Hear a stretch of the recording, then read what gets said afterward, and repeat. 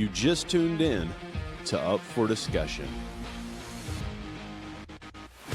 This episode of Up for Discussion is brought to you by Ultra Products. Ultra Products is nearly a 4,000 square foot archery shop located in Fairfield, Illinois. They carry a full line of bows including Matthews, Bowtech, Darton, Bear, and Raven. Ultra also has a fully equipped service department that works on all types of bows. Come into Ultra Products and let us take care of all your archery needs. All right, we are getting going. We've been working in the shop all day. We're covered up with custom arrow builds, but now we're up for discussion. So we're taking off hats and changing gears. We've got Zack Oxford. Yes, sir. Just like the college. It's how he told me to remember. And we are going to talk about something that I may know more about than I think. You know, I grew up on the farm, and my dad was a gardener / can everything, butcher our own stuff. So I may know more about homesteading. If you haven't gathered, that's what we're going to be discussing on Up for Discussion this evening. Yep. We also have Josh the man Eblin. Yeah. Buckwheat Eblin. Yeah. Big Daddy B. James is running the controls. That's right. James Hutchcraft. He just flashed the Illuminati sign. I don't know what that's all about. He lets us know when things are working. When they're not. Right. Just Hey, joking. I'm just glad that we've got some audio tonight. So. Good. The last few times. Everything's working. Yeah, last few right. times, James dropped the ball behind the scene. Oh, man. It's a wing and a prayer right here. But we are up and going. Everybody, like, comment, share, help us out. Subscribe. Also, make sure you comment, because comment while you're watching live, even if it's just hello. And then as we get talking, you know, you can say, I don't understand that. Can you explain that? Those sort of things. So Sorry about that. yeah. But anyhow, yeah, comment. And we're watching. James is watching. Everybody's watching. James, make sure you let us know if we have any questions or anything like that. So we're pretty excited. Yeah, So, me too. Yeah. So here we go. Zack, we're glad to have you guys on. Thanks for having me. So Oxford Acres. Yes, sir. If someone's looking for Oxford Acres, are you guys on Facebook? We are. We're on Facebook. We are on Instagram. We do have a website that's kind of in the works still. But the website is live, oxfordacres.org. You can find us on Facebook, Oxford Acres. We just recently started a YouTube channel. So we are on YouTube now. I'm not going to say it's the greatest YouTube channel, but we're trying to put out some good content. All of this is about development. It really is. Yeah. More than anything, I want our YouTube channel just to be educational. Yeah. Sure. So never ending work in progress. Yeah. So Mark Phillips is tuning in. He says, you know what I'm going to say. it's going to have something to do with what's on top of my head, I'm sure. One day he'll learn. He gives awesome. Lathan a problem every time about his hat. So, but speaking of hats, I like your hat, man. Well, thank you. Oxford Acres. We've got just a few of these roaming around, trying to get a feel. We've had some people reach out and say that they like them. So probably this summer sometime we'll end up that's cool. making a number of them and selling some of these. Awesome. Merchandise. Right. Yeah. We did beanies over the winter and they sold like hotcakes. Beanies. Yeah. Josh is a beanie guy. Oh, yeah. They look nice. Those are nice. Took you up. All right. So we're going to get started here this evening. Some of the questions that I've got for you would be definitely pertaining to the livestock end of it. And, I'm sure you do farming as well. Do you guys do canning and stuff like that? We do. We do some canning. We do some freeze drying. We ventured into freeze drying last year. We went out and bought one of the large Harvest Right freeze dryers. Yeah. And that thing's a beast. I mean, it'll pump out. We put 120 eggs in there the other day, freeze dried all those at one time. I mean, you can do a lot with a freeze dryer. How's that work?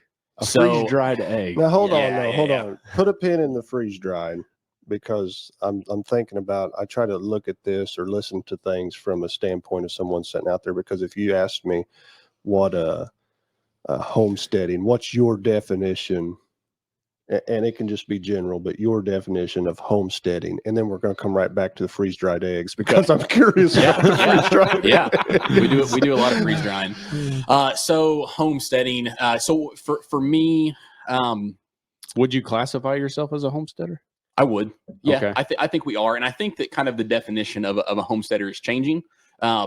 So I've listened to a lot. So my inspiration was like your Joel Salatin. I think when people think homesteading, they automatically think Joel Salatin. If everyone's possibly familiar with him, Justin Rhodes, like those types of people.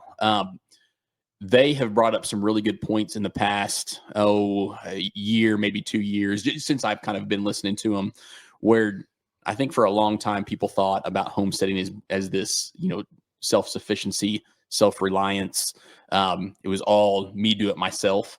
And they have brought some really good points up that the direction that is going, that's not the case. You can look at, we won't make it political, but just what's going on in the world in general. And if, the zombies attack, let's say, if the zombies attack overnight, the apocalypse happens. It's going to happen. I better look out. It's, we've got, just shy of 40 acres. And, I can't take care of 40 acres by myself if, the zombies are closing in on us. Yeah. It takes a community. And so it takes, building relationships with your neighbors, the people that are close around you. Because if, you get an EMP strike, tomorrow afternoon and everything shuts down, your next door neighbor is going to become your best friend. Yeah, it's not even necessarily your family. Like, family's great, but if your family lives 2 hours away or even 30 minutes away, when it comes to walking, you're not going to walk that far on a daily basis. It's going to be those people right there next to you. So when I think of homesteading, it is us building. I like the idea of building a community around us. Because we can't do it ourselves. Homesteading to me is, and maybe in a sense, some self-sufficiency, doing things yourself, raising your own food, growing your own food, being able to, procure water, whether that's, rain collection, whether that's a sand point well, whether that's, digging a pond. We don't have a pond, but, digging a pond, being able to take that water and then make it usable, that kind of stuff. So let me ask you this. For the person that's listening that heard what you just said and thinks, well, I bet Zach has got some tinfoil hats back at his house. What would your argument be for those people? At least on his windows. So, yeah. I'm not to the point of tinfoil hats, but I heard a guy, I don't know what his name was. It was one of those, I think, like reels on Instagram or something, where the guy was making the comment, like, we're at the point in history where, it's easier to believe the conspiracy theories than to believe that none of them are true. So there's so many out there. A lot of them, I think that there's a lot of some shady stuff going on in the world. Would you say that that's what's driven you to become a homesteader? Yeah. So our journey, so where we kind of got our start was around the time of COVID.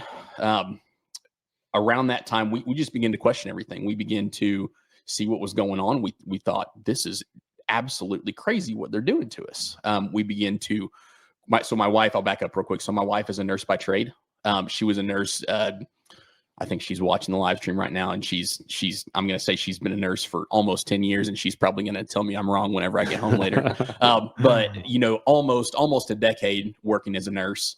And we began to, like, just with the vaccines, we began to question vaccines.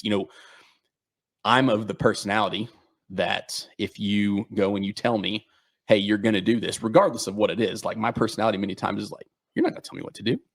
And so when we started getting these mandates and everything,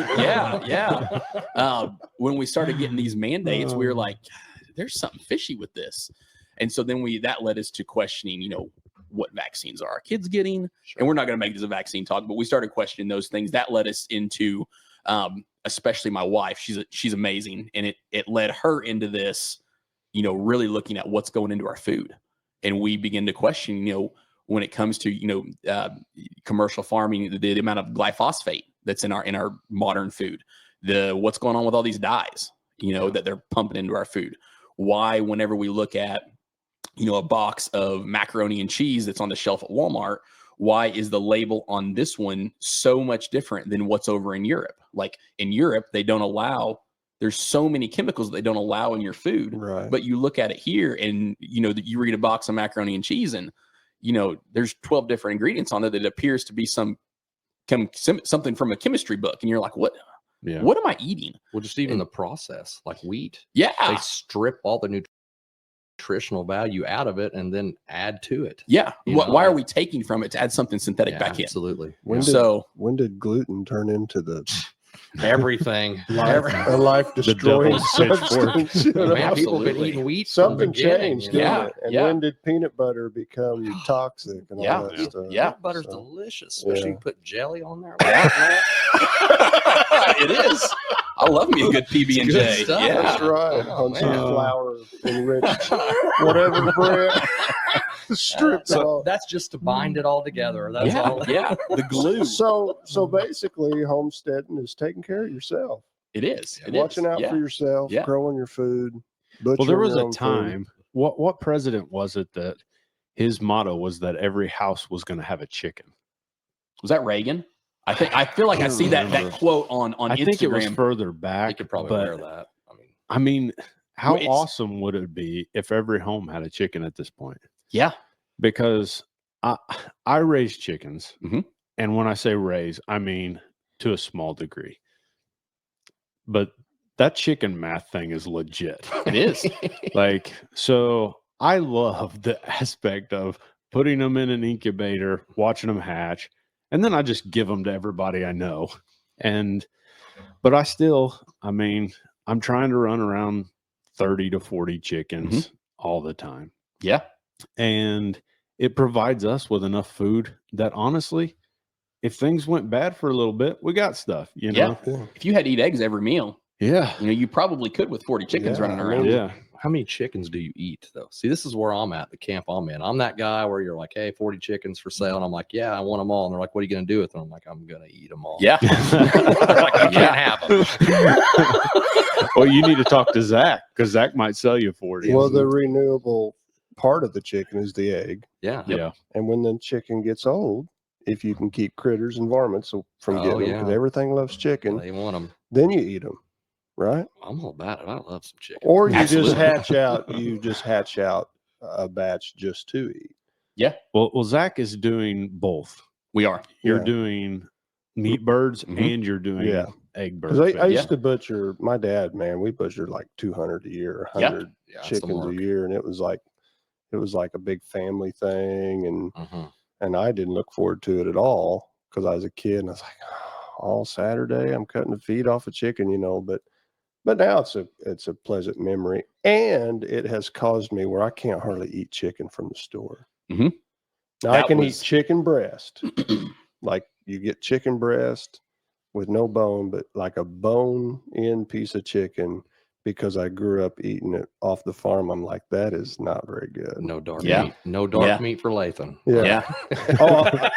I'm 100% dark just meat not on the bone. If that chicken comes off the farm and he's cleaned right, because if he's bled right and he's on ice quick, the bone, when you pull the meat off the bone, it's white and clean looking. And you pull this meat off this bone uptown up here, and you're going to be like, what is that? It's all dark and black. That's all I've ever eaten, man. It's like the old dark. It's like you tear off that drumstick and you can't even chew it because it runs from one side to the other because it's slick. Oh, I'm telling you, that farm, if you clean them right, you'll be like, that stuff is trash. Yeah. And that's chickens was kind of our chicken math is real. I'll go back to that. So chicken math's real. So we lived in Mount Vernon, Indiana. This would have been 2.5, 3 years ago. Chickens were the first animal that we began to raise. So Joel Salatin wrote a book called Pasture Poultry for Profit.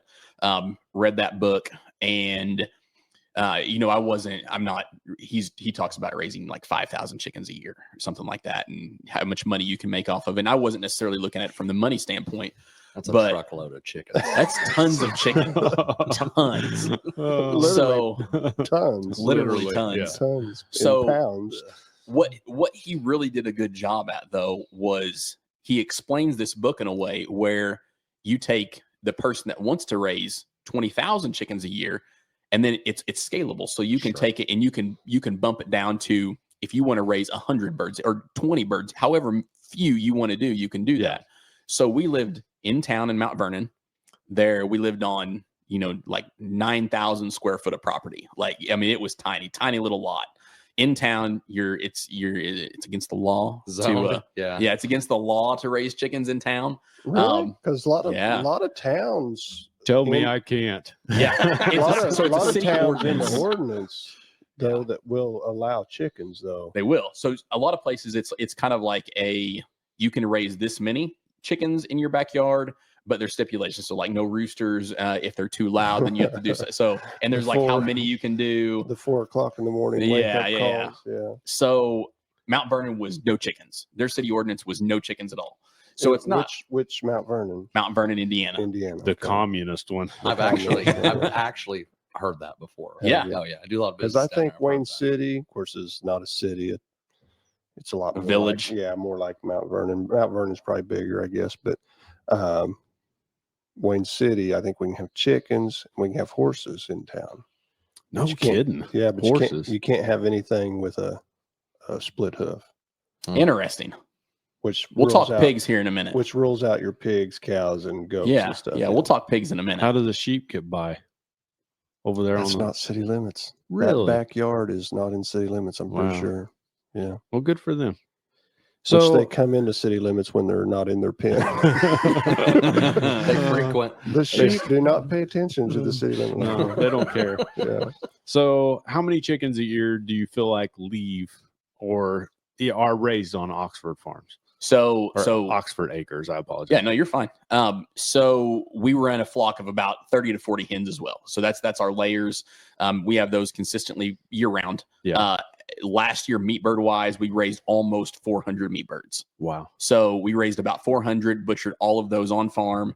And we'll probably do just as many this year, if not more than that. Are you selling those? So you cannot sell in the state of Illinois. You cannot sell. Well, you can. So there's some caveats. So if you have a butcher license, then you can sell that. But you can only sell from your farm. So I don't have a license. So many times what happens is family members, the way that I do this is just with friends and family. Essentially, they say, "Hey, I want 30 birds. I want 20 birds, whatever it might be," and they purchase those birds beforehand, and then I raise them for that individual, and then they come and they help me butcher. So they're butchering their own birds, and they may end up only doing 2 or 3, but they're helping me. And they might be like, "Well, you've got all this equipment. I'm renting your equipment." Yeah, little trade barter system. Because we've got the equipment, we've got the setup, we've got the stainless steel tables, we've got a plucker. So you can't sell them, but can't you? You can sell eggs legally, can't you? Correct. But you can sell what's in the egg, but you can't sell what comes out of the egg. Well, here's a question. That's what I was like. Which came first? Commies. I think the chicken came first. I would think so too. I would think so too. I believe in a creator that probably made the chicken first. I think so too. Absolutely. Designed the chicken to make the egg. Yes. Jay Wallace says, "Zach, you're spot on. Be ready, folks." Appreciate it, Jay. People get ready. Yeah. So I think that there's a lot of people that, I will say this, and without getting into conspiracy theories or any of that stuff, whenever COVID happened, there was a large contingent of people who looked at what was happening around us and was like, "I'm not really comfortable with this." It was a wake-up call. It really was. Yeah. And it's a trial run. And that doesn't that you don't have to get political about it, because it was a little bit on both sides of the aisle on that aspect of it. Well, it just was what it was. It was. And I still cannot figure out how to grow toilet paper. That's the big thing. Yeah, that's what I was going to say. When you said the aisle, that's the reality. There was nothing in the aisle. Yeah. I mean, and here's the thing: when nothing's in the aisle, Zach, what do you do? Well, you become you better my friend. hope that someone with knowledge. Yeah. Yes. And to me, that's what all this is about. It's about having knowledge and procuring knowledge. Have you ever watched that thing that I seen it a while back? It popped up on my feed somewhere, and I got sucked in and watched. It's like a little reel or video or whatever, but it was on the Depression, and they said one of the big things that saved people's lives in the Depression was lard. Yeah. Really? Yeah, they said lard saved people's lives in the Depression. We can talk lard if you want to. We'll talk got a some lot. lard. We never have made it back to the freeze-dried Well, eggs. and you were talking about skill, man, and this is like, I have a little homestead going to. He's got some skills. I got some skills. I got Yeah. some skills. You I got know, some I'm- skills I to got pay the some, bills. peaches, pears, plums. Yeah. I got a little I'll bit of trade everything, you. man. I'll I trade got, you. I got a bunch of tomatoes in the window right now. I Yeah. got some sand. Same. I have some sandstone wells. They're live wells, man. Living water springs forth. Oh, yeah. out of the ground. Yeah. It's awesome. It really Yeah. is cool, man. Yeah. But what I think of my shout out to my grandpa Shavy, late and great grandpa Shavy Hedge. And I remember growing up across the street, and he had these just massive gardens, and they were beautiful. And he would, he was older, he was retired, but he wanted for nothing. He had all this skill. And this is what I'm trying to impress upon my children as I see people in society getting away from this. It's like, it's like, I'm not 100% sustainable at my house. Do I want to be? Probably not, because there's some convenience there, a little louder there, swing that needle a little bit there. But what I'm getting at is like, it's this skill, and you're passing this on from generation to generation, because this type of lifestyle is being eroded. It is. And I find it's a big deal. I would agree with the fact that there is a bunch of the last generation, that does not have a clue, do they? Well, see, so- my generation, maybe not even all of mine, but I grew up. I mean, I grew up in all that stuff. Yeah. And then I watched my grandpa, but now, like, we're getting close to being of the grandpa age. I mean, we've got kids. I've got kids. I've got kids that, I mean, anytime I could be a grandpa. None of them. Yeah. I'm right None there of 'em, too. you know what I mean? I got 23-year-olds. So those kids, if we don't watch it, my generation is not doing that. Yeah. Yeah. So then it's a kind of a lost art, I guess you could say. But Well, I think what had happened was, so I think to my grandparents, and they always had, wonderful gardens, and not that my parents didn't, but I think what happened was you had grandparents who, that was just a way of life. Yeah. That's what they lived. Bread did not last, go bad within 3 or 4 days. 3 days. Like that's how, that's how bread should be. Yeah. So there was that generation that's what they knew. That's how they grew things. That's how they lived. Milk and And then cows. Yeah. Oh, I could go down a rat. We drink raw milk. Man, We're raw milk and it people. lasts. Yeah. Oh man. So make some yogurt. Yeah. So Yeah. Oh yeah. Man. Every time I drink raw milk, it's every once in a while you got that.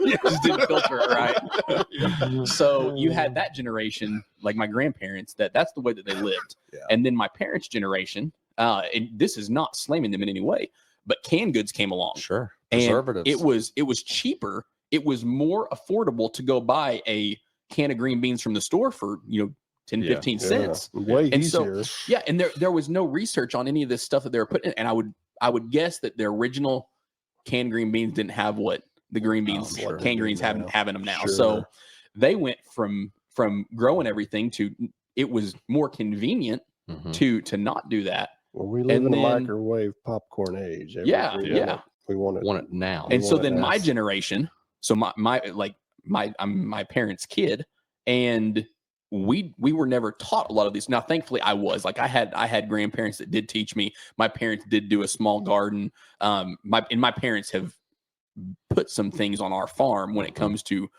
establishing. We have 30 blueberry bushes that they planted. Like we get 50 gallons worth of blueberries a year right now. Oh, we that's get awesome. we get That's so awesome. many like thornless blackberries. My parents did a ton. Like I'm not saying they They didn't do set anything. you up. Yeah. They did. They set me and my sister up for success. Mhm. So, but a lot of parents didn't do that because Yeah. they just didn't know. And so now my generation's sitting around twiddling their thumbs like, there's no toilet paper, there's no food. What do we do? Because they've lived. They don't.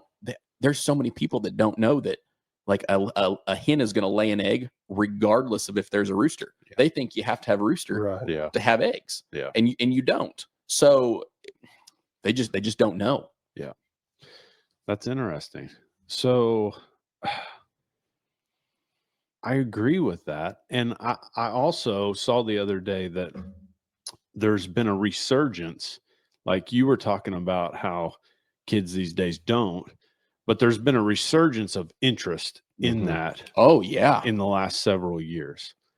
And I think so. I look at today's youth, and there's a really weird paradox that's happening, because you've got kids that they don't know how to work. They're on their phones all the time. They don't want to. And then you've got the other extreme that are fascinated with homesteading. They're fascinated with these things. Yeah. And because of that, it's creating these strange, weird dynamics that I think what's 20 years from now going to look like? Those that can do are going to have all the wealth, and those who don't won't. Yeah. I mean, you're going to have to pay someone to change a light bulb, man. I mean, it could get to that point, you know? I mean, oh no, we got LEDs now. They last forever. Well, but when they go out, you're going to have, they're going to have to call somebody. So many of the youth, they live in this, it's the virtual world. Oh man. And that's truly what it is. I mean, I'm a police officer in Evansville, and we see that all the time. Of these kids are just, they are zoned in, and that impacts that. I think that contributes to your mental health, that contributes to your physical health. I think that physical health is a huge factor in your mental health. It does, but what does it say about the fact that how we're trying to educate people, and I'm speaking from us as well, is we're trying to educate people with social media, and with podcasts. Yeah. Like we're trying to reach out almost to a younger age with what they do. Yeah. But also through that, hopefully you stimulate the one that knows. Because the only way to really learn that stuff is get your hands in the dirt. Absolutely. Get your hands in the dirt. And my dad, like I started growing gardens, and I haven't for the last several years. My life's just been a different direction and busy, right? And but I spent several years growing gardens, and your gardens were stellar. And I would be like, these, whatever it was, zucchinis or cucumbers or tomatoes, whatever it was, I'd call Dad, and I'd be like, these things aren't growing to save themselves. Yeah. And he'd be like, well, what about this? What about that? Yeah. And he'd go, I'll come by there and look at them. He could look at them and tell what they needed, or he's like, you put them on the wrong end. Yes. If you'll come down here and fill this soil on this end. Now this is your tomato soil down here, and this is your cucumber soil down on this end of it. And he said, and I had chickens right back there. He says, here's what we'll do. Because they were tomato plants, I think it was kind of picky. He said, now you can get that stuff. You got to get the stuff out of the bottom, not the fresh that comes out of the backside of the chicken, you know. And that stuff that was broke down, he said, don't put it right next to it. Put it out there about 6 inches around and hoe it in around that tomato plant. Let that leach in there. Turn her. He said nitrogen, and all of a sudden, within 2 weeks, I had green, tomatoes that, I could walk out there, and you know how a healthy tomato plant feels cold. Oh yeah. You always say if he's real healthy, you feel him and he feels cold. All those little hairs are all standing out. Super deep roots, they're pulling up that nice cold moisture from the ground. If he don't feel cold, he ain't feeling good. He's going to die probably if you don't do something. I'll tell you another one with tomatoes is well, here we go, man. I've seen the pictures of this guy's tomatoes. I'm telling you, man. Listen, I got these bodacious. All right, doesn't that sound? I'm telling you, man, dude, they're so big and they're it's awesome. I'm gonna hook you guys up. But they say throw a Tums in with them, and Tums, the calcium. The calcium, Blossom I've heard that. Is a big deal with tomatoes, especially if you don't. Move them around enough. I've heard you can do eggs. Like if you'll toss an egg because of the eggshell, you'll toss an egg underneath your tomato plants. I've heard bone meal. Get bone meal, all that calcium. Any good source of calcium is good. When you plant it, like scatter it in the bottom of the hole. Oh yeah. Oh man. So if one was to go into your pantry right now, what would that look like?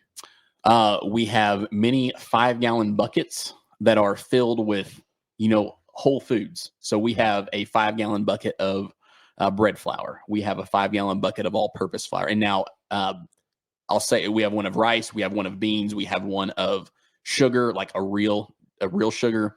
And we've probably got some more that I'm missing. But in like our top shelf of our pantry, I'm just picturing it right now. Like we have like 50-pound bags of macaroni noodles. So like we buy everything in bulk, and we buy it from this. So there's a company. They're online, so it's kind of like almost like a food co-op. It's called Azure Standard, and so it's AZURE Standard. So I forget what the founder's name is, but he essentially has his vendors. It's kind of like Amazon for food. So the vendors that sell through this website, they have to sign legal documentation stating that we don't put certain things in our food. Now, in some ways, they're a little more expensive. In other ways, they're not nearly as expensive. You kind of have to sort through and buy the right things from them. But a lot of the dried goods, we get those, and we get it once a month. It ships to a truck. The semi comes and drops it off at a predetermined location, and we pick up from there. Yeah. So like flour, so like there's no glyphosate that's ever been sprayed on any of these. There's no pesticides, no insecticides, no fungicides. So it's true flour, like the way that it's supposed to be. So we buy a lot of our grains, almost entirely all of our grains from this company. When you say glyphosate, people need to understand what that is. It's Roundup. Roundup. Yeah. Roundup. Yeah. So a lot of our pantry is those kind. It's whole foods with cocoa powder. Like if we want to have chocolate milk, like shoot, we get some sugar out, some real organic cane sugar. We put it in some milk, and we mix some cocoa powder in there with it. We've made homemade chocolate syrup from this stuff. I mean, and it's not this, like, I'm not opposed. I love sweets. Oh, like man. we'll make dessert. We'll make little mug cakes they're killer, but we use real foods. We use a real butter. We use real milk, like raw milk. Our coffee in the morning, we got that fresh cream that we're putting in there. So Bet that is good. Oh, it's good stuff, man. Absolutely. Can we all come over tonight? So do you what about cheese? Do you do your own cheese? So we've not ventured into cheese making yet. So we do buy that from Azure Standard, and they've got so many different kinds. But we'll buy, a 6-pound block of cheese, and we'll buy 2 or 3 of those. Like, and the thing is like I think back to like my college days, and I ate so much processed food in college, so many like fake foods, I would just say, and I had to watch it when it came to eating too much of these, and you start gaining weight. Like since we've started eating a lot of these real foods, like I can eat so much food and not really gain weight. Now, I obviously calories in, calories out. There is there's math to that. There's a science to it. But when your food is able to be broken down and your body's like, hey, this is food right here. Well, go food is ahead. fuel. It is. Absolutely. It is fuel. It's to fuel your body. Yes. And it's like if you're actually getting good stuff. It just makes you wonder with all that other stuff in it. You're like, dude, it is, when you say it like that, when your body looks at it and says, oh, this is food, I know how to handle this. But with all the other things in the preservative world and all that, your body's like, I don't know what to do with this. Absolutely. Sets in your gut, gives you belly aches. And I'll say, I don't want people to think that we're like, we never go out to eat or anything like we got pizza tonight. Like we went to the gas station, we got some pizza. Like there's nights where we got 4 kiddos. Like life happens, like we go out to eat, and if someone feeds my kid this or feeds my kid that, I will try my best to limit some of that. Yeah. But we, for the most part, we do eat really healthy, but we do have, you're not gonna find 100% clean cupboard in our house. Like, oh, there's chemical. It probably is. Well, that probably reflects like the 30 years ago thing. Mm-hmm. Yeah. Because we did that too when I was growing up. Oh yeah, sure. But we didn't do it near as much. Yeah. You didn't go to town. We got green beans out of the pantry Mm-hmm. that were canned. My dad canned, I don't know how many quarts, and then tomatoes, and we'd have all that stuff, and another chicken out of the freezer. And then Sunday after church or Saturday night or something, if we were out somewhere, we'd get pizza or something. Yeah. So it was like pizza or something like that potentially once a week. Yeah. And then we ate that way the rest of the week. Yeah, I remember a lot of mashed potatoes and green beans. Absolutely. Wild game, a rabbit, man. Yeah. Picking shot out of rabbit and squirrel. That was You had a separate saucer to spit your shot into. And that's part of the reason why I had you on, because I feel like this is such a circular thing in regards to so many in the hunting community, because a lot of them, they shoot their game, they kill their game, or hopefully they kill it. and they take it home. Yeah. And, you know, I don't know how many out there are butchering their own game, but there's an element of when you kill those things, you know what you have. Mm-hmm. Like, yeah, for sure. And I think that there's a lot of people that take pride in that. Mm-hmm. Absolutely. I can't tell you how many guys I come across that are like, well, I won't go to such and such processor because that ain't your deer that you're getting. Yeah. And so guys like to know what they're getting. Yeah. Right. And I think there's elements of that you know exactly what you're getting because you raised it in your front yard. Yes. And I don't know. I just think there's value. Well, I thought of this. It's been a while back. I was listening to somebody talk about something kind of like this.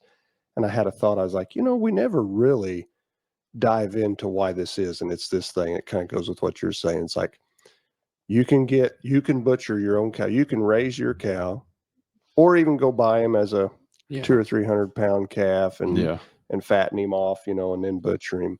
But basically you didn't raise it, but you know what I'm saying? Yeah. It was on your lot. You watched over him. You knew what was going into him. You know what he was drinking, all that stuff. Then you butcher him and then you eat him and you're like, does not compare to anything that you get from Walmart or something like that. Absolutely. Yeah, Same way with a hog. fork. You raise that hog, you fatten him up, you butcher him. You're like, that's the best bacon. That's the best ham. That's the best pork chop I've ever ate. Now Cracklins, listen, man. I thought about that. We always say that because you can go to Walmart or even to a nicer butcher shop and you're like, it's not as good. That hamburger is not as good as my hamburger. And we always say that. But then I got thinking, well, people, how come? I think it's fresh. Answer man. that. I was like, we talk say about it all the time, but they're both cows. They're both pigs. How come? It has to be something I would say it different has to do goes on. antibiotics. I would think. Yeah, Yes, that's what I'm deal. saying. So that's what I was like, does it mean what's being pumped into them chemical wise and feed wise?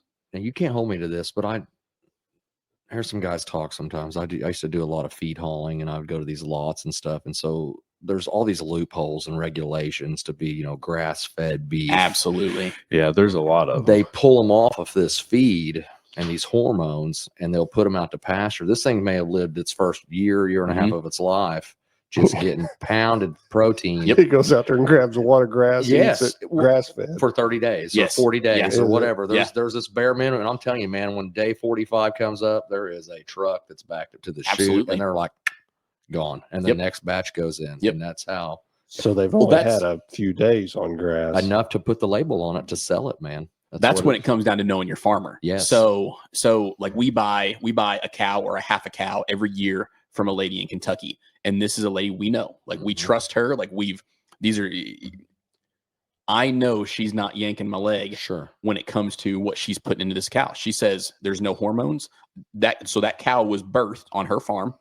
There's no hormones. There's no steroids. There's no antibiotics ever given, no dewormers ever given to these cattle. And people think like, there's no way you can raise an animal without, you know, these conventional things. Well, I've done it. I do it with pigs. Yeah. You know, you can do it with cattle. You can do it with sheep. I've got sheep that they've never seen commercial feed. They've never had an antibiotic. They've never had nothing, never been dewormed, and they are as healthy as they come. So there are ways to do this and to raise them in these settings that's unconventional. So, but it's knowing how to do that. And that's what we've tried to do is learn some of these unconventional methods and model after, you know, the Greg Judys, the Joel Salatons, the Justin Rhodes of the world. Like we've tried to take that model that they have and apply it to ourselves. But you see how quick we know you don't answer that one question. How do we answer that question? why it tastes was it better? Why it tastes How better? come? How come it does not near as good? I would say Is it the processing? Yes. Could be some of the processing, you know, because they're slaughtering hundreds a day and pushing that meat through the line. I think it's with how they're growing them. I mean, they're just, or is it just a mixture of all of it? The processing, all the hormones that are going into it. They're growing that animal. they're growing it to size. They're growing him a quarter of the time that maybe you would grow. I think that I think that comes down to how the animal is raised more so than the butcher themselves. Because I I think think It's the love. same way with your garden stuff. That's what though. I think. I think What is most it? butchers. I think it's love. Love. Yeah. So much when love. it's at my home, it's taken care of. and loved. Absolutely. So much love went into Coddle. that grinder. Yeah. Well, but there's You speak over it. For That's real. right. Yeah, Look at you, you beautiful chicken. You're so You're delicious. gonna Speak taste. over 'em, man. You're gonna be tender. You're so tender. Like I do plants, think man. though there's something to Tender-hearted. be said though There of, is. There of is. ethically raising an animal. I think Yeah. that when Sure. whenever animals get stressed, they release Yes. hormones into their Yeah. body, Yeah. and so do when we. we Mhm. absolutely. Yeah.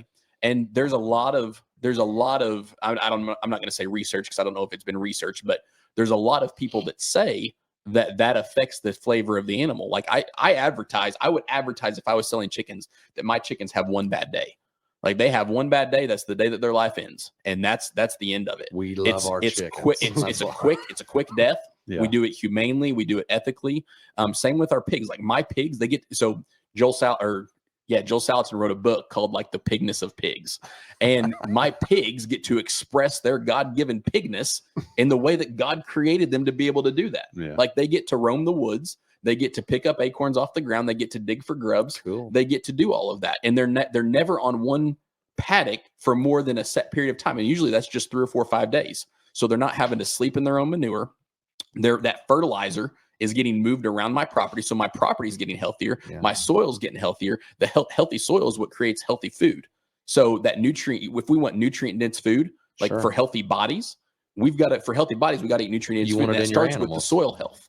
Yes. So it's this big. If you're familiar with the term permaculture, it's the permaculture design of one system supports another system. Mhm. So I'm looking up just to see. There's so much in regards to requirements Mhm. by government Yeah. and cage free. If you hear the term cage free, what does that mean?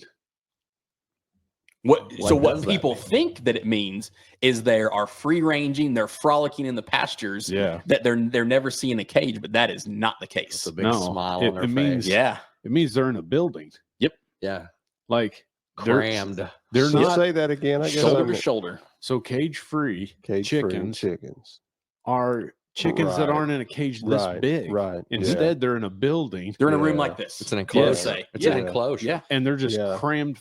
which you is know, They never see if sunlight. you've ever been in that environment, I've seen it. I've seen it too. And you have to walk through them and Mhm. part the Red Sea, so to speak, to find all the dead ones in the bottom every morning. Well- I pulled the litter out of those big. So do you know factories. why they had to begin giving chickens like antibiotics and stuff like that? Yeah, they wouldn't get sick. So Because they're living in their own Yeah. filth. Oh, probably. so Joel Salatin, he put this in that book. So I know I'm referencing him a lot, but he's been a mentor, I guess you could say, just through his work that he's put out. So I'm not going to name names, but the major chicken brands out there, they found, it was back in like the 1990s, I believe, is when this study came out. They found that these chickens were living in these CAFOs, these Mhm.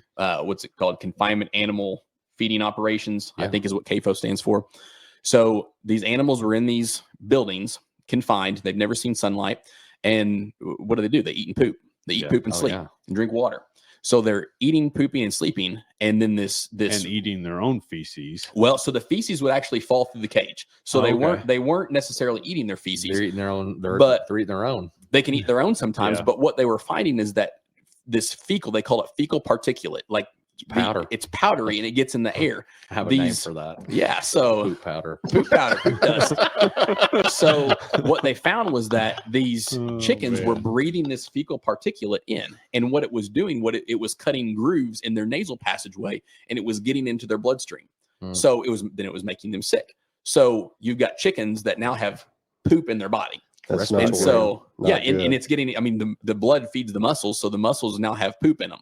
So what they did was then they were like, oh, we can't be feeding people poop. Dirty Black bird. So- bone chicken. That's Yeah. it. That's It's it. That's the That's old it. dirty bird there, So man. they start That's giving poop them powder antibiotics. chicken. Yeah. Sounds like a recipe, a Yeah. casserole. Gosh, man. Man.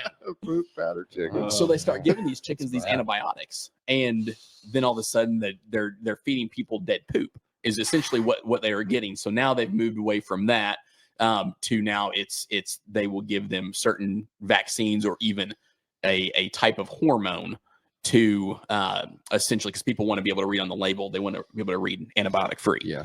So they get around that by giving them these vaccinations, because you never see vaccine free on any kind of chicken. They start giving that to them in order to combat that before it ever even happens. I can tell you how severe that stuff is that I used to go to these facilities, Yeah. not name them, but Yeah. large egg producers, massive ones. And they had a protocol. You would come in your truck and they would stop you and they would spray down Everything. your wheels Mm-hmm. because that's what was coming in. Oh, right? just the wheels. Okay. They would stop. We would spray me down our wheels. They had one guy out there. I mean, man, I'm going to be honest. It was some guy out there with a pump up sprayer who was like, yep, that's good. And then you'd go in and then when you leave, they'd really get it good. And I mean, that And was what was the cause? just to try to curb the spread of disease. Mm-hmm. Wow. Like the bird flu, SARS. I mean, Yeah. man, You think about it in a prison. Coccidiosis. I'm Yeah. telling you, man. So check it's this a real out. thing. Is that Check- a real thing? Coccidiosis? Yes, it Oh, is. is Yeah. it? I thought I made that up. Thought I got a good one there. No, it's a real thing. So check this out. Free range. Do you know what free range is? Mhm. Sounds awesome. Yeah. It's not. Free range. Continuous access to outdoor space. Access only through a pop hole They can see it. so they can see outdoors. We're they And the space outdoors is minimal. It's like they'll take a building and half that amount or so whatever the size of the building is half that amount has to be like outdoor. So you've got this giant building, and then whatever the size of that building is, half that amount of square footage is outside as well. Well, it goes on to say this. They need to be outdoors for more than 51% of the animal's life. However, there's no guarantee that the bird will actually use the outdoor space. Exactly. So it's available Kind of. through as long as They can can see it. Yeah. Wow. Man. Talk about a loophole. Yep. Golly. I know some people Like, it's that there. could be free if they. No doubt. Golly, man. Get outside. Well, I guess I need to go get some chickens. It's wild what goes into our food. Yeah, Oh, man. I just grew up with them all my life and messing with some. I mean, my thing is I could go back whenever I want because I know how to be around them. Yeah. I know how to handle them. So, So is there really any difference in the cage-free eggs, the range or free range? Like, what constitutes an organic egg? They're fed organic feed, which theoretically be is a better. positive. it's Yes. better, but Yes. it doesn't mean that it's great No, It doesn't no. mean that the animal was treated properly. so just like either. a pig, like or we taken want, care of. Yeah, we right. want chickens to be able to express their chickenness. Yeah. Chickens, I have free range chickens. So like my chickens will wander and they will wander far. Recently I put them in an electrical netting system because I'm using them for a specific purpose at the moment. And I want them huddled in one area, but that netting gets moved daily or every other day. So it's not, they're so never, they're on new ground. they all the are time. consistently. So Because people don't realize what chickens can do to what say 15 chickens can do to a 100-foot circle. they Make can mud hole. demolish They'll it. decimate Mud it. pit. You got to move Yeah. them. Yeah. Yeah. They're basically like a pig in that regard. Man, Nearly. they They'll will scratch peck, everything. Scratch Yeah. everything. There won't be a bug. Mhm. Spiders, man, Yeah, they hammer tick. them, don't they? And they're they do. omnivores, so they eat the grass as well. Yeah, Yeah. they love. I mean, we had 4-H chickens, and we had them in pens and stuff like that, trying to protect them from predators all the time. So you very Mhm. seldom let them free range because a fox would slip up Mhm. there in the broad daylight and snatch one. But we all the time about Get once you a a day. guard dog. Yeah, I've got a guard dog and I still have chickens leave. yeah. Yeah, I mean, they- everything loves chicken, but we would every day go out there and pull clover. They love that. Oh yeah. that Ladina clover that grows wild in your yard. I'd have patches it in the yard, I'd just pull handful after handful and throw in there, and you could tell they went nuts. And then I would walk circles around because crickets would build up, but they wouldn't go in. Oh. They knew better. I'd walk circles and shoo the crickets Inside into the little and treats there. all the chickens come out when they knew. It was like a daily routine. They knew I'd walk out there and they all got lined up because they know here come the crickets. Yep. And I'd kick around the pen and the crickets would Oh, yeah. them, they'd That's jump awesome. into That's awesome.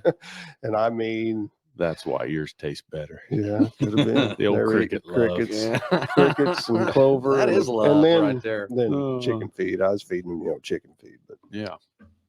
So let me ask you this: monetarily, what's that look like for you? Yeah. So we wanted part of this. We also partly did this for financial reasons. Sure. We wanted my wife to be a stay-at-home mom, which she is now.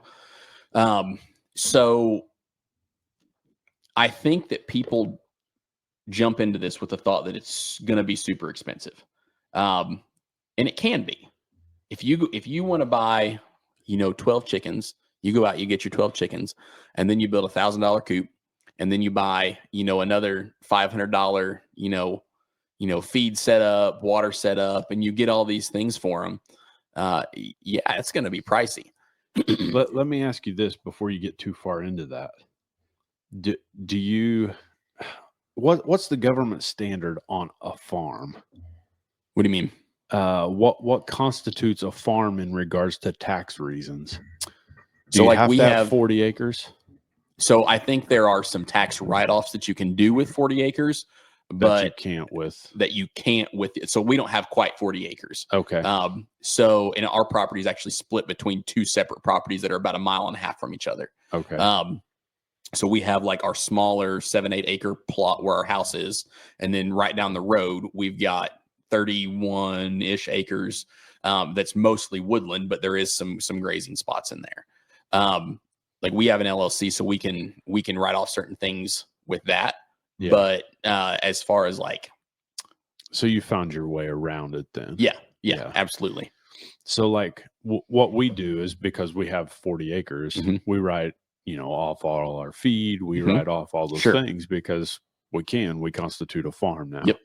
So, I don't think that it's hard to classify yourself as a farm. okay. I think that so if the government came in and said, prove to me that you're a farm, I'd be like, okay, I've sold this many pigs.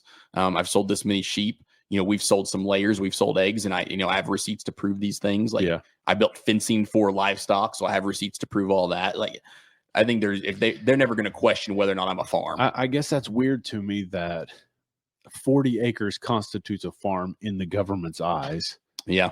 but you don't have to have that to be a because farm. you can grow a crazy amount of produce on 5 acres. Oh my god. Insane amount. Yeah. Oh, yeah. That's People don't even realize, they get the stigmatism of corn and bean fields Mhm. Mm-hmm. that it's, there's 40 acres of corn. Yeah. And if I was wanting to go into a decent little business of produce, you don't need 40 acres. You could raise all of your food. So what we actually use on where our house sits, as far as like usable acres of what's feeding us, I bet I'm not going to give you an exact number, but I bet somewhere between 2 to 3 acres. Yeah. And that's for, can you imagine if you had 5 acres of tomatoes? Oh my gosh. it'd be insane. Yeah. You just have You'd a have to pile have of rotting Eblin, tomatoes. you'd have to have Eblin trucking them off. You'd have to have Eblin Trucking Company come trucking them out. Yeah, up to the old ketchup factory up there in Kokomo, Indiana, man. Yeah. Shout out out there if anybody needs any tomatoes hauled. I'm your man. I would imagine though that because we're not very efficient with our land usage, like we have things spread out quite a bit. Well, it Yeah. sounds like If- they're pretty efficient if you've got that much on 3 acres. Well, we have access to more than that, but there's people that I'll watch on YouTube and stuff that they've got an acre and a half, and they're raising all of their own food. So you can raise. So there's a guy that I did watch on YouTube, and this is 100% true. I'll speak to this. So just chicken alone, you can raise 100 chickens if you use like the mobile chicken tractor style, which that's what we use. That's how we raise our meat birds. If you use that 1/10 of an acre, you can grow 100 chickens out. And at 5 pounds a piece butchered, that's 500 pounds of meat. That's all the chicken you're going to ever want to eat for an entire year. For on a year. 1/10 of an Easy. acre. Yeah. And your friends. Absolutely.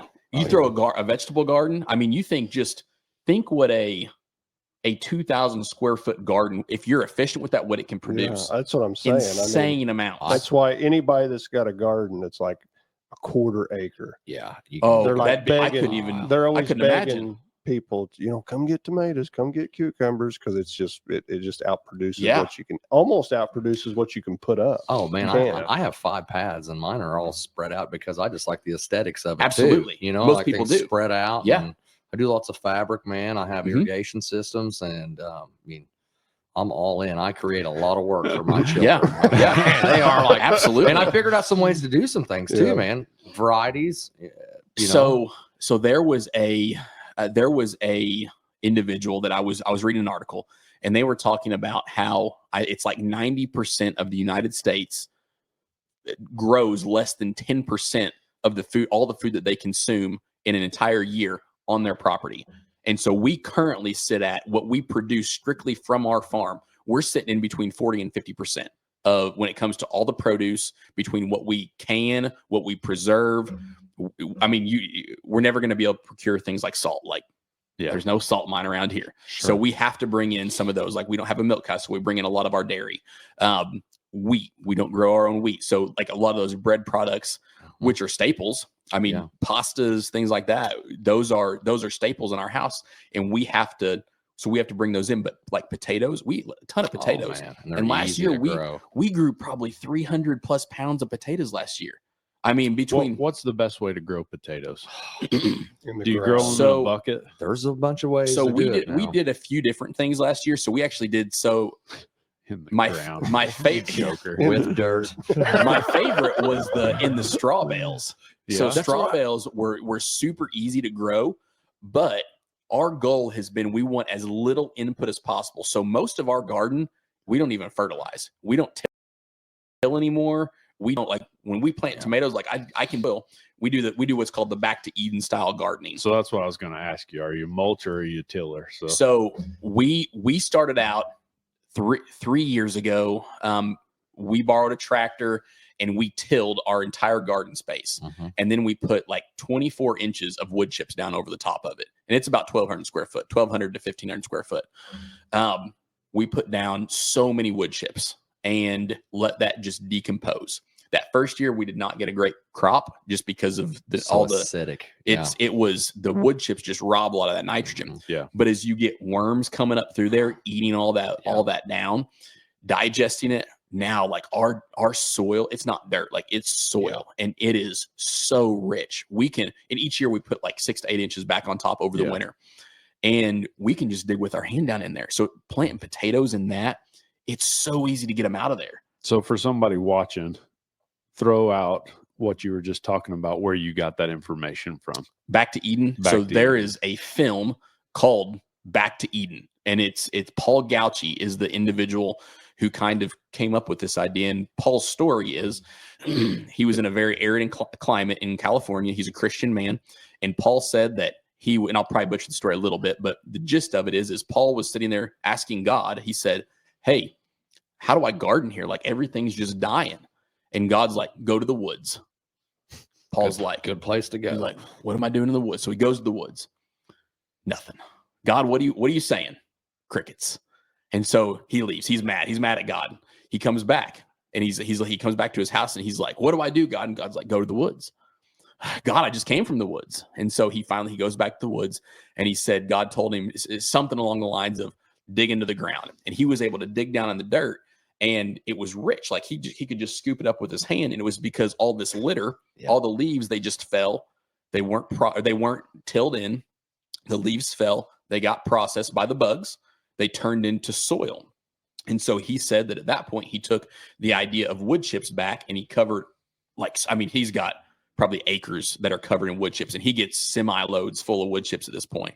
And every time that he goes out and plants these vegetables, he just simply uses his hand. He digs a hole, and he's got this rich, dark, loamy soil. And he doesn't use fertilizer. I mean, it's just incredible what this guy does. Yeah, it's fascinating. It is. Yeah. It is. And he's got some of the most beautiful fruit trees I've ever Oh, seen. Really? Gorgeous. The way that he prunes them, man, they're awesome. Yeah. looking. Yeah. I'm learning. You need to check it out. Back to Eden. Back to Eden, Paul Gauci. Have you heard that? I've heard I don't know where I heard this, and it could be so far, may not be no truth in it, but I heard the world would end if all the termites disappeared.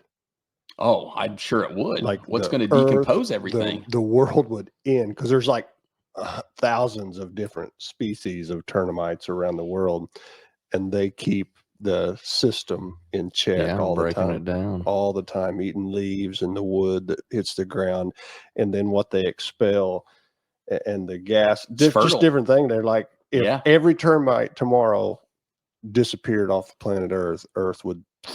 There'd be a lot of wood laying around. Yeah, I mean, wood's just carbon. At the end of it, wood's carbon and like minerals. Yeah, and those termites are able. What else eats wood? Sure, I mean nothing else. Yeah, so I mean that's what's going on out there. Woodchucks. Yeah, woodchucks. Hey, man. Beavers.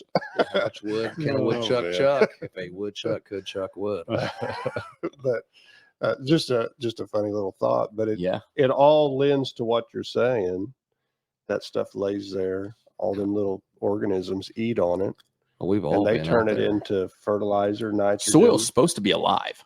Oh yeah. Like, I mean, if you go out into, and I'm not slamming conventional farming at all, but if you go out in just a conventionally farmed monocrop field and dig that up, you may have your big three, your nitrogen, your potassium, and what's the other one? Phosphate or your phosphorus, your K. Phosphorus. Yeah, so you're gonna have those in there, but as far as like your micronutrients, as far as your life, so your worms, your protozoa, your like that microbiology, your termites, it's not there. I would disagree to a degree that a lot of the no-till stuff. Listen, they do smoke it. Yeah, they do, but a lot of the deal with this vertical tillage and I'm not a farmer. Yeah, I just am around. And I came from like a conventional farming family, so I'm not slamming none I'm of in the middle of all this. I just hauled a load of fertilizer today. Yeah. You know, and so a lot of this is the earthworms. It's what they're trying to use with a lot of this. They're using these worms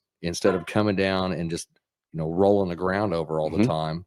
They're using this existing ecosystem. Absolutely. And then the roots find the worm, right? And it gives it I've noticed that they don't do hardly anymore, man. You're right. So, but that was a thing. Like when I say conventional farming, I'm talking about that conventional tillage. Back in the day. They ruined a lot of ground with the plow, man. They have realized that it's not good. So they're leaving those roots in the ground. Yes. And they're coming in with these no-till drills. And that's great. I'm not by any means There's a farmer in my church that I talk to a lot, and he is, I mean, inevitably he feels like he gets kind of direction in his farming.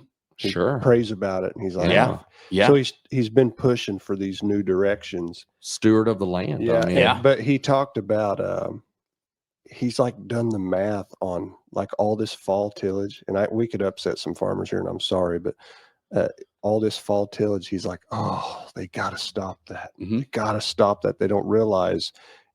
He told me one time he's a numbers guy, and he's like, a 1/16 of an inch across 40 acres washes away. Yeah. So if you took that 1/16 off, he had some crazy number of how many pounds of dirt that is. Tons figured washed away. And it's your topsoil. Yeah, and it's a 1/16 of your topsoil. He said, and always the best is right at the top. Yeah. The very tip top's always the best.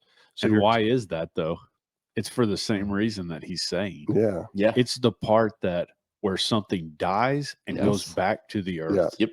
So, but anyway, so he's like, he pushes huge for exploring new routes with cover crops and stuff like that. He's trying to put it back. And he's told me, he's like, I have taken ground, whether he bought the ground or now he's farming a section that somebody else farmed for years and the lease run out or whatever. He's like, I've taken over ground that people's like, it's done. It's been played out. And he's like, in a few years, I've taken it and it's making more than it ever made. Yeah. Like bushel per acre. And he's like, he's pushing to get totally away from having to, use these chemical companies fertilizers and stuff. He's like, I think there's a way just with cover crops Well, to some do of this away with residual all and that stuff, stuff. man, really is hard on. It's pretty interesting, to Yeah. talk to him about. He's pretty passionate about it, but it all lends to what the things that you're saying. But there's a guy named Gabe Brown in North Dakota that I've read a lot of his stuff and listened to a ton of podcasts by this guy. So this guy, he farms around 7,000 acres and he's 100% no-till. And what he has done, it's really cool how he intermingles, because this is kind of the system that I'm trying to go for on my small little homestead, is he will take a plot of his acreage, and for so many years he does row crops intermingled in the cover crops. So he never tills. He always plants them into a cover crop of some sort. But then every so many years, and I want to say it's like every 4th year, he leaves it fallow, but he runs all of his livestock through there. So he'll run 1,000 head of cattle, or however many cattle it is, over that plot. So they dump, and then they take all that, they process it, they ferment it, which fermenting vegetables, fermenting, these different things. We're finding out the health benefits of that. Fermenting anything is a good thing. So you think about that, a cow's rumen is where the grass gets fermented and processed.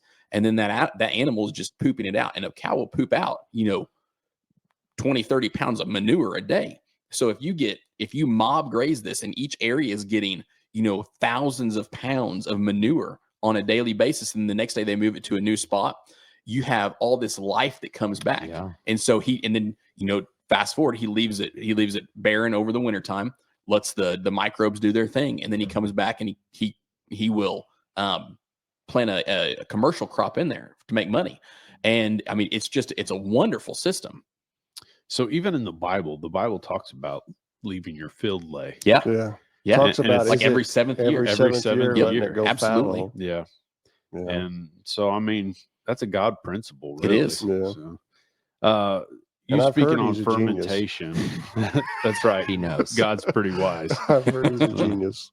Speaking on fermentation, my own experience on it, with my chickens, this is my You ferment your feed? I started fermenting my feed. Oh, and yeah. it was a massive difference in this last year. Yep.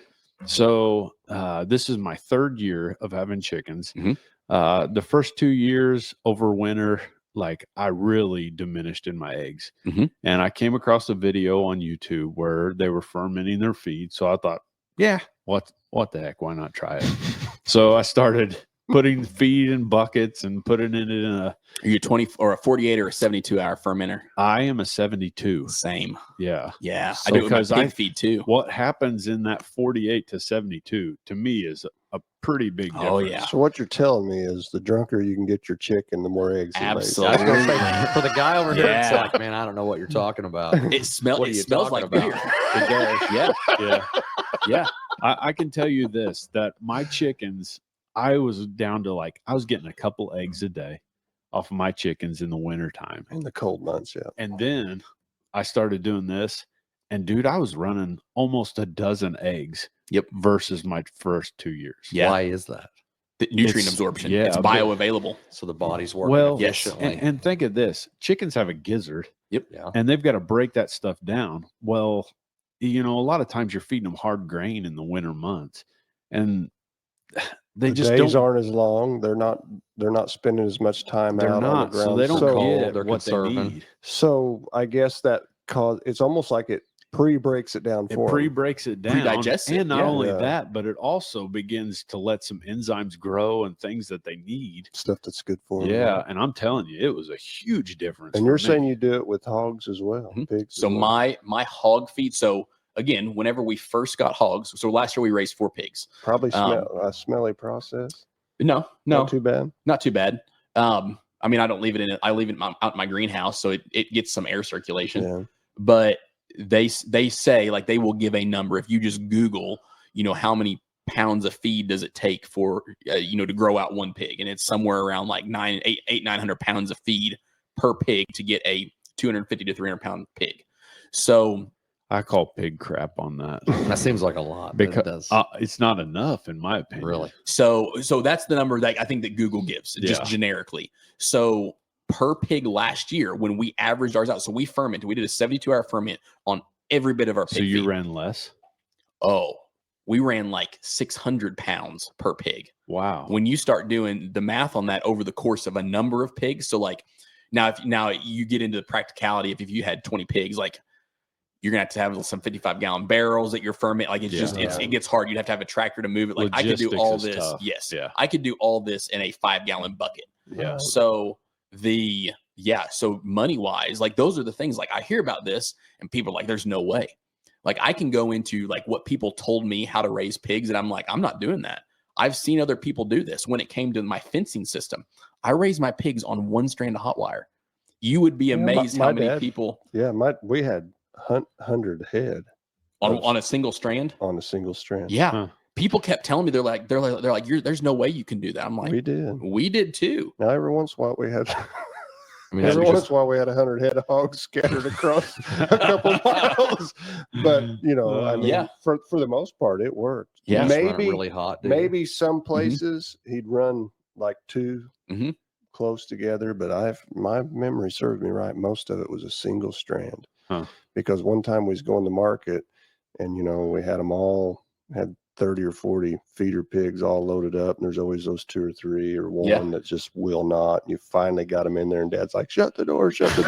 And when he backed up and got into that one strand, and the gate was shoved in the ground, so the trailer was grounded good. And I went to grab it and shut the gate with that last hog in there, and it blasted me, and I couldn't get it shut. And Dad finally just manned up and took it. Gosh.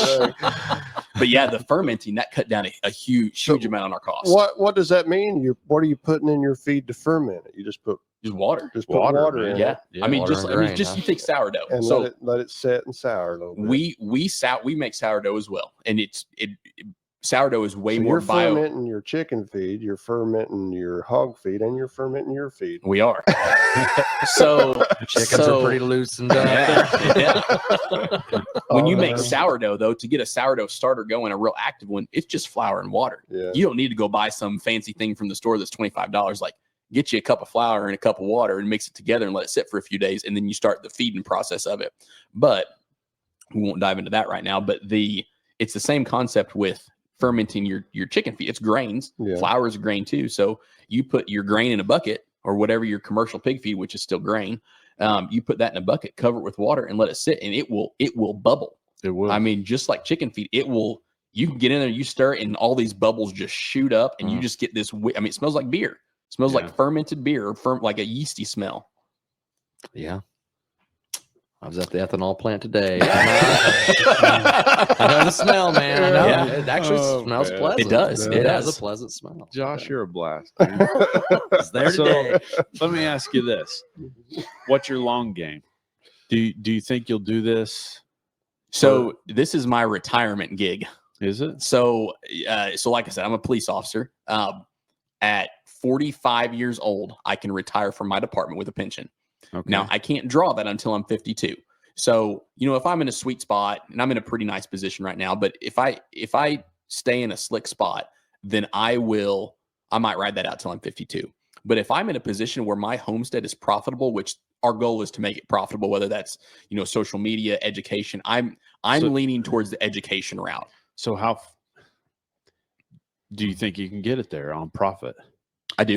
Okay. I think that so many people right now are hungry for this kind of information that I think there's a niche for it. Yeah. So whenever I started the chickens, there was a guy, and I mean, we'll just say it's God. I was going to say it's luck, but it was probably God. This random individual from Facebook that I saw his Facebook page about him raising chickens, and he's like 2.5 hours away.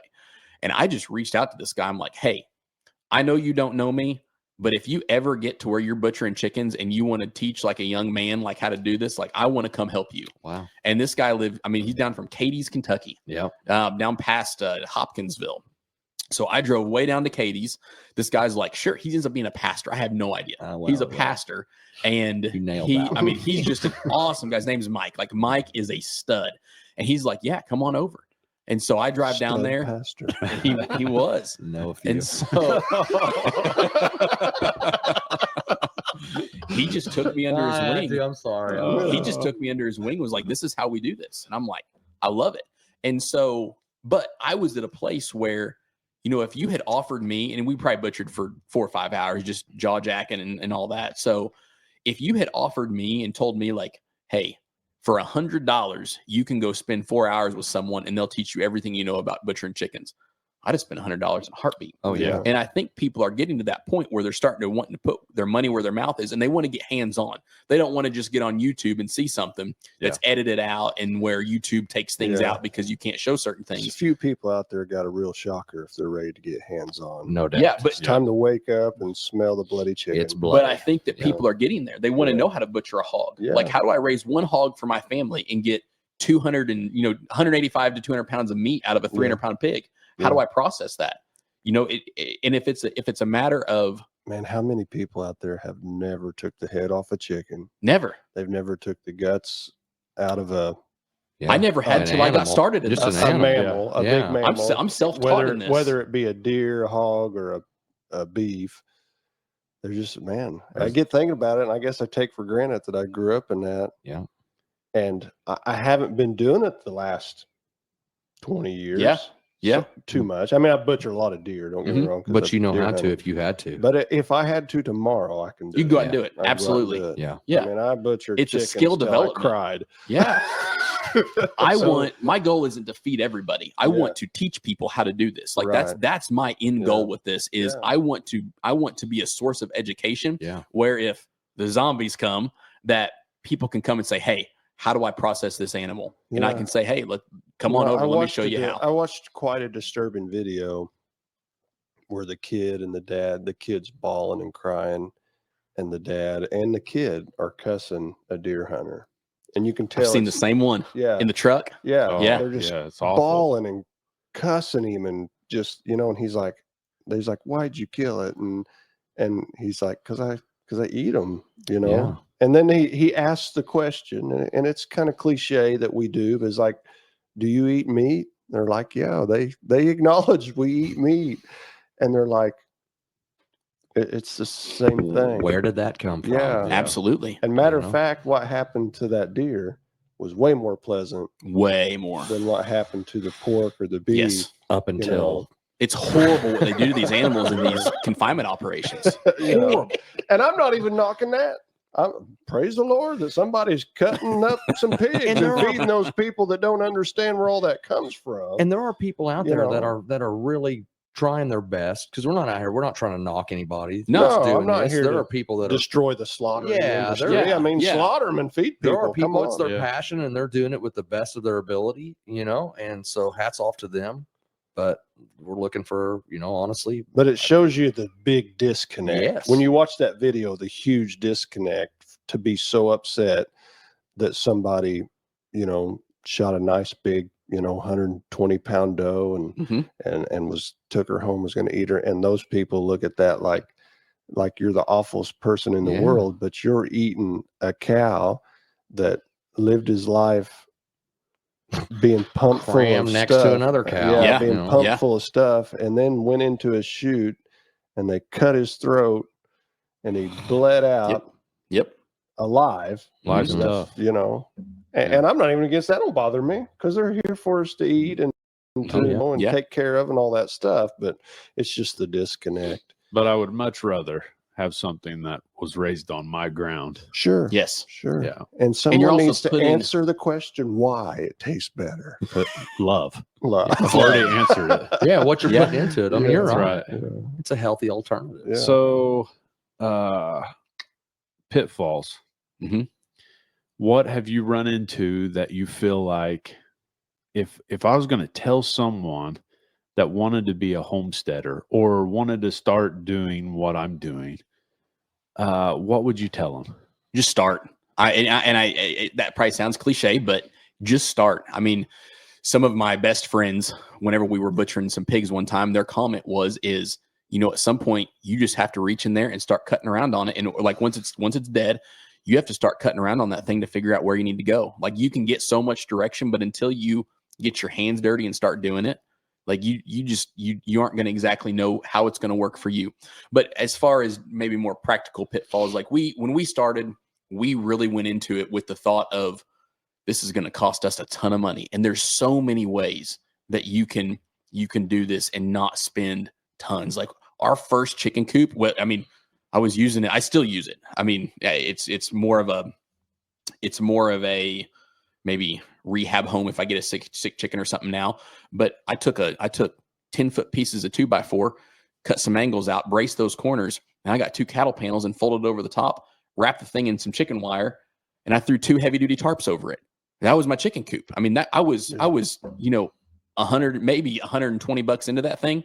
If you're going to go build a $1,000 chicken coop or even buy a $500 chicken coop, I've got more in my coop than that. So you think about your price per egg. Like I wanted affordable eggs because egg prices, it was like $7 a dozen. Yeah. So your first egg that you're getting is, $1,200. Yeah. $1,200 egg right there. So you amortize that over a number of years. And that's what we've done with some of our infrastructure. But don't overthink it. Like the whole, it's going to cost me an arm and a leg. Start fermenting your feed. You're going to cut down on your feed bill by 30%. You 30%, you think? That's a big one. It's a bunch. It's significant. It is. It's very significant. And are eggs good for us? Because we've been told for years they're not Oh good my for gosh, us. cholesterol is phenomenal, Especially for you. freeze-dried ones. I saw a doctor the other day. He's like, it is malarkey. Eat eggs. He's Yes. like, that is a baby chicken cocoon. Yes. That is good for you. Absolutely. That's how he said it. Well, I mean, that yolk is literally feeding that thing for its life. Yeah. Yeah. So nutrient rich. Yeah. My gosh. That's why a lot of people don't realize how come you can ship baby chickens, because a baby chicken, what is it? Is it 4 days? They don't have to eat or drink. 72 hours. Yeah. It survives off what was in that yolk. Wow. After they hatch, they don't, because the yolk is They're still loaded. in that little feller and he's living off that. Yes. That's why they're yellow. Yeah. Oh man. Have you dove into the all black chickens? Aren't those interesting? The black cones and the black everything, black feet, black beak. I've not dived into those, but so silkies are the same as far as like their skin tone. So everything on the inside of a silky chicken is black. Like And their innards are even black. Their organs wild. and meat are a little bit black. You open their mouth black all the way down. Man, that's so weird. Their meat's black. Alien bird. Alien chicken. Yeah. They're neat. My dad got into them, and they are fascinating. Sometimes they go, because you're so used to when you see a big beautiful rooster. They're pretty. That his comb's all red, blood red and all that stuff, and then these are just black. They look like they just walked right black out of, eyes. They look like they walked toes, right out of Lord of the Rings. Are they like metallic black? Like they have their a sheen? feathers have They a sheen. Yeah, Yeah. their feathers do. Yeah, they're sharp looking. Oh man. Ominous. You walk up on a chicken in the night, the black chicken. Oh yeah, man. Chill down your spine. On the topic of pitfalls, though, I'd say just one thing to be prepared for. Be prepared for animals to die, and that's just a reality of it. Yeah. Like you're gonna have baby chicks die. Yeah. You're gonna have like I had some sheep that died. It's just a part of a farm. It is. It is. Yeah, It's part my of a mom farm. Be always willing said- to be able to My handle mom that. always said, long as it stays at the barn, she prayed it. When it comes on this farm death, it has to stay at the barn. Yeah. Next week we've got Craig Clark coming on. We haven't nailed down a topic yet, but Craig is an awesome dude. He is. Anytime Craig's around, it's always interesting. So he's got a unique sense of humor, and at the same time has a wealth of knowledge. Something that we've not had on the show in a while. I'm kidding. But he's we love Craig. I'll very much look forward to sitting down and whatever we talk about, because me, you, and Craig and Richard Hooper, we kind of kicked off 20 years ago. We started something called Team Harvest, which was just it was a ministry. It was Craig's. It was Craig's baby, and we were just part of it. Yeah, and he contacted us and said, "Hey, let's do this." Yeah, and man, we went to a lot of shows, and because of it, I mean, we saw a lot of guys' lives, I feel like, impacted and touched because of it. And he may want to talk about that next week. So we don't want to go too deep into it, but it was awesome. So we did that for. He told me I was like the scarecrow when I left Team Harvest. Like the scarecrow? Yeah, on Wizard of Oz. He said, Lathan, I think I'll miss you most of all. Oh, that's funny. You laugh, but that's what he told me. No, we look forward to it. So tune in next week. Yeah, Craig that's Clark, right. and whatever we talk about will be great. If you get a chance, make sure you tune in. I guess we'll see you next week. See you next week.